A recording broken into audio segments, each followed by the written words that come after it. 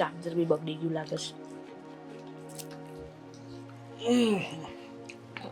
હું શું કહું છું, હા એમ કહેતી હતી, આ તમારી બેને આ જે ડિસિઝન લીધું એ તમને યોગ્ય લાગ્યું? કયું ડિસિઝન? તમને તો જાણે કોઈ વાતની ખબર જ નથી એવી રીતે તમે મને પૂછો છો. એને ખબર હોય તો કહો, નથી ખબર તો નથી કહો. કઈ વાત કરે છે કઈ રીતે ખબર પડવાની? બોલ. તમારી બેને જે આ ડિવોર્સ લઈ લીધા છે એનું ડિસિઝન. તો એમાં ખોટું શું કર્યું છે બેને? એ કે ને. ખોટું જ કર્યું છે ને. તમે જ વિચારો ને, ઝઘડા આપણા બંને વચ્ચે પણ થાય છે, તો શું એની માટે થઈને મારે આવું ડિસિઝન લઈ લેવાનું કે મારે તમારી સાથે નથી રહેવું? જો સુષ્મા, મારી વાત સાંભળ. માનું છું કે દરેક પતિ પત્ની વચ્ચે નાના મોટા ઝઘડા થતા રહેતા હોય છે. હા, કોઈક વાર બોલાચાલી પણ થઈ જાય, પણ અમુક વાર કેવું થાય છે ખબર છે કે સામેવાળું પાત્ર જ્યારે આપણને સમજવા માટે તૈયાર જ ના હોય અને દર વખતે આપણે જ નમતું ચૂકવું પડે ને, તો એ તો યોગ્ય ના જ કહેવાય ને. એટલે હું તો મારા બેનના પક્ષમાં જ છું કે એણે જે કર્યું છે ને એ સારું જ કર્યું છે. અને આમ પણ અમારા જીજાજી છે ને એક નંબરના માણસ હતા. હા, રાત્રે દારૂ પીને ઘરે આવવું, મારી બેનને મારવું, હા શું સારું કહેવાય? સારું ના કહેવાય, પણ આ સિયાબેન એમની સામે બોલતા હશે ત્યારે એમણે હાથ ઉપાડ્યો હશે ને. કારણ વગર તો કોઈ હાથ ના ઉપાડે ને. તો કારણ વગર બોલવાની પણ કોઈ જરૂર ના હોય ને. હા, સામેવાળો વ્યક્તિ જ્યારે તમારી વિરુદ્ધ બોલે અથવા તમારા ઉપર ખોટે ખોટો ગુસ્સો કરે ત્યારે જ કોઈ વ્યક્તિ બોલતું હોય ને. તું જ કે ને. જો વ્યક્તિ બોલે હું માનું છું, પણ તરત તાત્કાલિક આવું ડિસિઝન લઈ લેવું અને એ બી તરત જ પૂછ્યા પાછ્યા વગર જ કે બસ મેં ડિવોર્સ લઈ લીધા છે એવું થોડી ચાલે. અને હું તો એમ કહું છું કે આજુબાજુવાળા શું વિચારશે? તમને ખબર છે, પેલા શાંતાબા મને કેવું કહેતા હતા? શું કહેતા હતા? મને કે આ તમારી કે જે નણંદ છે એણે જે આ પગલું ભર્યું, તમને એને બે શબ્દ કહી નતા શકતા અને તમે કેવી રીતે એના હામાં હા ભરી લીધું? અરે ઝઘડા થાય કોના ઘર, કેટલું બધું મને એમણે સંભળાવી દીધું. લોકોને છે ને વાત કરતા સિવાય બીજું કંઈ આવડ્યું નથી અને આવડશે પણ નહીં. કારણ કે સાચી હકીકત એને નથી ખબર, પણ જેની ઉપર વીતી હોય ને એની જ ખબર હોય છે. એટલે જો આ દર વખતે આજુબાજુવાળા શું કહેશે, સમાજના લોકો શું કહેશે, આ બધી વાતમાં પડીશું ને તો આપણે આપણી જિંદગી જ નહીં જીવી શકીએ. જો તમને કદાચ એવું લાગતું હશે કે અહીંયા આવ્યા છે એટલે મને નહીં ગમતું એટલે હું તમને આ બધી વાત કરું છું, પણ એવી વાત કોઈ જ નથી. પણ સાચું કહું ને તો ભૂલ તમારી પણ છે, તમારા મમ્મીની પણ ભૂલ છે. અરે એક વાર તો તમારે સાચી હકીકત જાણવી હતી કે સાચું શું છે. તમે લોકો એક વાર પણ એમની ઘરે નથી ગયા. બેન અહીંયા રીસામણે આવી ગઈ એટલે એણે જે કીધું એવું તમે કરી લીધું. તમારે એક વાર તો જઈને પૂછવું હતું ને કે જીજાજી શું પ્રોબ્લેમ થયો છે, કેમ તમે મારી બેન પર હાથ ઉપાડ્યો, તો આપણને સાચા હકીકતની જાણ થાત કે એકચ્યુઅલ પ્રોબ્લેમ શું છે. તને શું લાગે છે કે હું ત્યાં જાત તો હા મારા જીજાજી બધું સાચું જ કે? એ તો એમ પણ કહી શકે ને કે વાત બધો તમારી બહેનનો જ છે અને અરે ઓલમોસ્ટ એવા સ્વભાવના હતા એટલે લગભગ મને જ્યાં સુધી લાગે ત્યાં સુધી કે પણ એવું જ. સારું ચલો, જે થયું એ થઈ ગયું, પણ હવે શું? હવે શું કરશો તમે? આ તમારી બેનને આમ જ ઘરમાં બેસાડી રાખશો કે પછી એના બીજા લગ્ન કરશો? શું કરશો શું? મને એ વાતનો જવાબ આપો. લોકોના મોઢે ગળણા નથી બંધાતા. કેટલી વાતો કરશે, જાત જાતની વાતો કરશે. અરે અત્યારે પણ આવા કપડાં પહેરીને ફરે છે ને તો પણ લોકોની આંખોમાં આવે છે. પણ તમને તો એ બધું નહીં દેખાય, કારણ કે તમે તો સવારે ઓફિસે જતા રહો, રાતે ઘરે આવો, થોડો ટાઈમ બેન જોડે બેસો, મમ્મી પાસે બેસો. તમારે વાઈફ માટે તો ટાઈમ જ નથી. તો હું કયા ટાઈમે તમને કહું? આ તો સારું છે કે તમે વહેલા આવ્યા અને મેં તમને વાત કરી. હા શુષ્મા, તારી વાત સાચી છે કે મેને ડિવોર્સ તો લઈ લીધા, પણ હવે શું? એ જ કહું છું ને. હવે એને કોણ એક્સેપ્ટ કરશે? જાત જાતના સવાલ લોકો કરશે. કદાચ એને સારું મળે ના મળે, શું ખબર આના કરતાં પણ ખરાબ મળે. આ તો નસીબની વાત છે. સારું, તો કહે છે એ વાત મને યોગ્ય લાગે છે. આની ઉપર વિચાર તો કરવો જ પડશે. હા, તું ચિંતા ના કર. હું કંઈક વિચારું છું કે આગળ શું કરવું અને શું નહીં.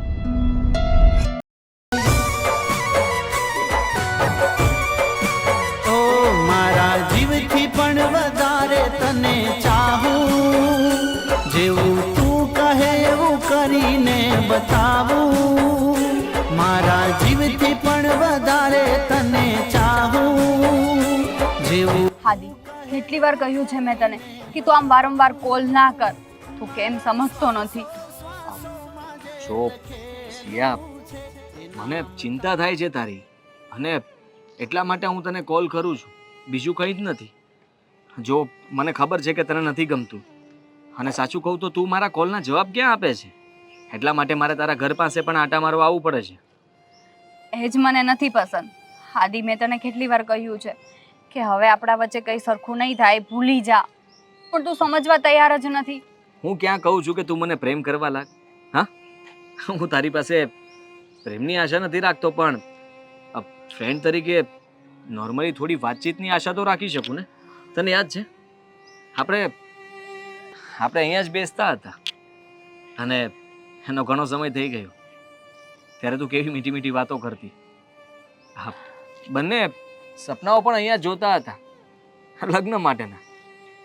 અને સાચું કહું તો પ્રોમિસ પણ કર્યું હતું અહીંયા જ કે આપણે હંમેશા સાથે રહીશું, સાથે જીવીશું અને સાથે મરીશું. પણ હાદી, છોડ એ બધું. હું એ બધું કંઈ યાદ કરવા નથી માંગતી. પૂછી શકું કેમ? તને કઈ યાદ નથી આવતું કે ના. જૂના દિવસો? મને કંઈ યાદ નથી આવતું, અને મારે કંઈ યાદ કરવું પણ નથી. અને પ્લીઝ, તું હવે પછી મને કોલ ના કરીશ તો વધારે સારું રહેશે. તને ખબર છે મારા ઘરે કેટલી પ્રોબ્લેમ થાય છે. સમજી શકું છું. તું આ કઠોર હૃદયની બનવાની કોશિશ કરે છે કે પછી હું તને સારી રીતે ઓળખું છું સિયા. તું આજે પણ એટલી જ ભોળી છે અને માસૂમ પણ. સાચું કહું તો તું જે બોલી રહી છે ખાલી હિંમત દેખાડવા માટે કરી રહી છે, બીજું કંઈ નહીં. પણ સિયા, એક વાત કહું, હું જૂની વાત નથી કરવા માંગતો. સોરી, ચાલ, હું કોઈ જૂની વાત નહીં કરું, પણ એટલું તો પૂછી શકું ને કે ઘરે હવે શું પ્રોબ્લેમ છે? માની લે કે આ જે કંઈ પણ બન્યું એ તારી મરજી નહોતી, પણ સમય સંજોગને અનુસાર તમારા બંને વચ્ચે નહીં બન્યું એટલા માટે થયું હશે. તો એ લોકોએ તો હેપી થવું જોઈએ ને. મતલબમાં તારા ફેમિલીએ તને સપોર્ટ કરવો જોઈએ, ઉલટાના જોઈએ તને ખીજાતા હોય તો એ વાત તો સાવ ખોટી કહેવાય. લાગે છે તને કે મને સપોર્ટ કરે?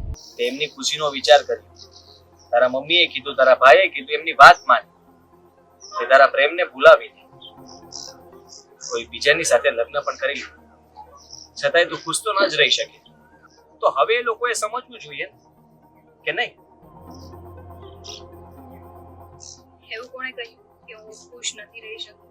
મેં મેરેજ કરી, આ માન્યું કે મારી મરજીથી નહોતા થયા, પણ એની સાથે ખુશ જ હતી. આ તો થોડી કઈ પ્રોબ્લેમ તો બધા વચ્ચે આવતી જ હોય, અને પ્રોબ્લેમ વધી ગઈ તો જીવો સુધી વાત પહોંચી ગઈ. કહાનીઓ પણ બનાવવા લાગી છે. હા, આ વાર્તાઓમાં છે. ના, હું માનું છું કે અત્યાર સુધી તું બધી મારી મનની વાત જાણી લે છે, પણ હવે એવું કઈ નથી. જે કહું છું એ બધું સાચું જ કહું છું તને. હા, તો પછી આજે મળવા માટે હા કેમ પાડી? મારે તને મળવું જ નહોતું, પણ તારા આટલા કોલ આવતા હતા તો મને થયું લાવ મળીને એને શાંતિથી કહું તો કઈ સમજે.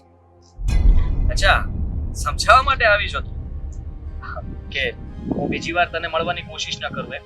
કે હા. પછી બીજી વાર મળવા માટે ફરીવાર આવું જ બધું કરવું પડશે? સુધીર, એટલે જો તું મને મહિનામાં એક દિવસ મળે તો પણ ઘણું છે મારા માટે.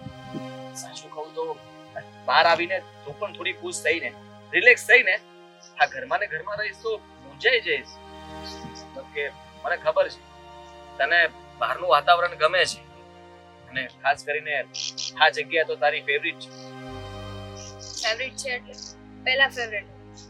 હવે મને આ જગ્યા પર આવું બિલકુલ નથી પસંદ. અચ્છા, એની મારી પાસે બીજી ઘણી બધી જગ્યાઓ છે તારા ગયા પછી જ્યાં દુઃખ ન લાગે, જ્યાં દર્દ ન થાય, જ્યાં એકાંતિ અને શાંતિ આ બંનેનો અનુભવ થાય ને એવી બધી જગ્યાઓ મને મળી ગઈ હતી. તારી યાદમાં એકલો એકલો રડતો હતો તો એ બધી એટલે જ આદિ એટલે જ કહું છું કે હવે તું છે ને આ રિલેશન વધારવાની કોશિશ ના કર. મેં તને આટલો હર્ટ તો કર્યો છે, હવે હું તને હર્ટ કરવા નથી માંગતી. એટલે હવે મહેરબાની કરીને મને ભૂલી જા અને કોન્ટેક્ટ પણ હવે આપણે પૂરા કરી દઈએ તો વધારે સારું રહેશે. અને ના ભૂલું તો હું તને ભૂલવા નથી માંગતો. હું આજે પણ તને એટલો જ પ્રેમ કરું છું જ્યારે પહેલા કરતો હતો એટલો જ. આદિ મારો હાથ છોડ અને પ્લીઝ સમજવાની તું કોશિશ કર. અને હા, આજ પછી હવે મને ક્યારેય ના મળતો પ્લીઝ. સિયા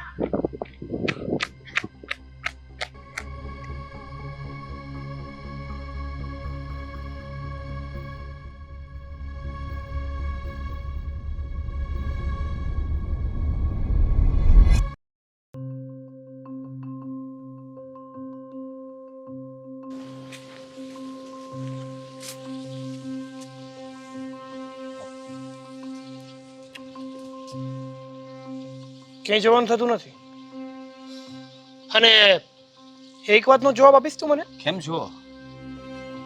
હું તો મજામાં છું, પણ મને મળ્યા પછી તું મજામાં નથી રહેવાનો. જો શું થયું? કેમ આવી રીતે વાત કરો છો? વાહ, જો તો ખરી આ ભોળાને. શું થયું? કેમ આવી રીતે વાત કરો છો? તને ના પાડી હતી ને, ના પાડી હતી ને તને કે તું મારી બહેનને મળવાની કોશિશ નહીં કરતો અને ફરીથી કોઈ દિવસ અમારા ઘરની આજુબાજુ નહીં ફરકતો, તો પછી મારી બહેનને મળવાની તારી હિંમત કઈ રીતે થઈ? હે સોરી. જો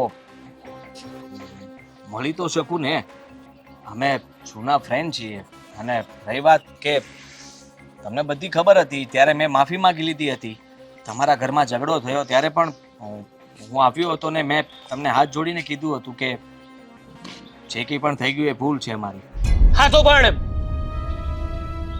તે માફી માંગી હતી ને અને ચેપ્ટર ક્લોઝ થઈ ગયું હતું ને, તો પછી એનું એ ચેપ્ટર ને પાછું શું કામ ખોલ્યું? જુઓ, સાચું કહું તો તમને બધી જ ખબર છે ને. તમે ક્યારેય તમારી બેનને પૂછવાની કોશિશ કરી છે કે એ ખુશ છે કે નહીં? અને તમે જ્યાં કહ્યું ત્યાં એને લગ્ન પણ કરાવી આપ્યા તમે લોકોએ. પણ એ બધી છે ને તારે પડપૂછ કરવાની કોઈ જરૂર નથી.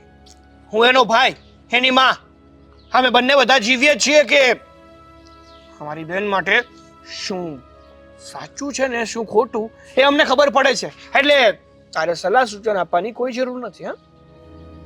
હા, કોઈ જરૂર નથી. સાચી વાત તમારી.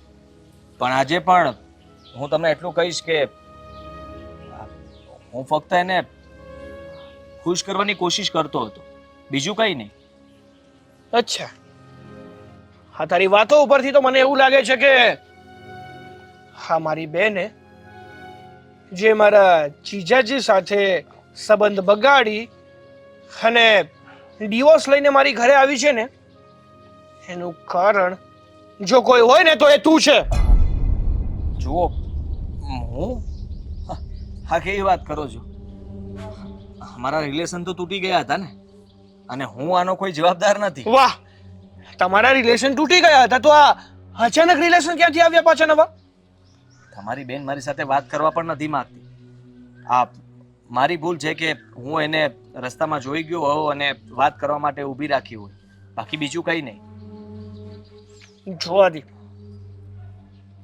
છેલ્લી અને પહેલી વાર લાસ્ટ વોર્નિંગ આપું છું તને.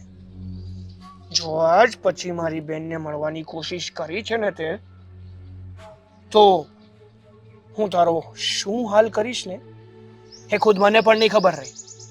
જુઓ ભાઈ, એટલું જરૂર કહીશ કે મેં આજે પણ લગ્ન નથી કર્યા. તો શું કરું? શું કરું હું? ના ના, કંઈ કરવું નથી. ખાલી કહું છું કે મેં ફક્ત તમારી બેનને જ પ્રેમ કર્યો હતો અને મારી જિંદગીમાં ક્યારેય કોઈ બીજું વ્યક્તિ આવશે નહીં. એ છે ને તારો પ્રશ્ન છે, બાકી મારી બેનને તું ભૂલી જજે. ભૂલી તો એ ગયો. તારા માટે વધુ સારું છે. ભૂલી ગયો હતો પણ આ વળી વળીને જે યાદો મગજમાં ઘૂમ્યા કરે છે ને એને ડિલીટ મારી દે છે. ઓકે, વધારે છે ને મારે તારી સાથે કોઈ લફ નથી કરવી. અને રહી વાત મારી બેનની, તો એને પણ હું સમજાવી દઈશ. બાકી જો તારા થ્રુ કઈ નવી ગેમ રમાય ને તો એ ગેમને કઈ રીતે ધી એન્ડ આપવો ને એ મને બહુ સારી રીતે આવડે છે. તને બધી ગેમ રમતા આવડતું હોય અને આમ જોવા જઈએ તો થોડા દિવસ લાગે ગેમ હા પાર કરતા, પછી બધાને ફાવી જાય. એટલે શું કહેવા માંગે છે? હે? શું કહેવા માંગે છે તું? જુઓ હાથ નહીં ઉપાડો પ્લીઝ. હું કહેવા એટલું માંગુ છું કે તમે કીધું એમ જ થયું છે અત્યાર સુધી. તો એમ જ થવું જોઈએ. મને કોઈ હાથ ઉપાડવાનો શોખ નથી થતો, પણ મારા કહેયામાં માની જા ને તો બહુ સારી વાત છે. સાચું કહું તો મેં તમારી વાત માનીને એ બહુ ખોટી વાત હતી, અને ખાસ કરીને તમારી બેન તૈયાર ના થાય એટલા માટે. બાકી તો હું ભાગી જાત એને લઈને, કારણ કે જો અમે ભાગી ગયા હોત ને તો આજે અમે બંને ખુશ હોત. હા, જો એવું બન્યું હોત ને તો અત્યારે તું મારી સામે ન ઊભો હોત. હા, દુનિયામાંથી તારું નામો નિશાન નીકળી ગયું હોત. સોરી, બીજી વાર ભૂલ નહીં થાય, માફ કરજો. જય શ્રી નીકળ હવે. Thank you.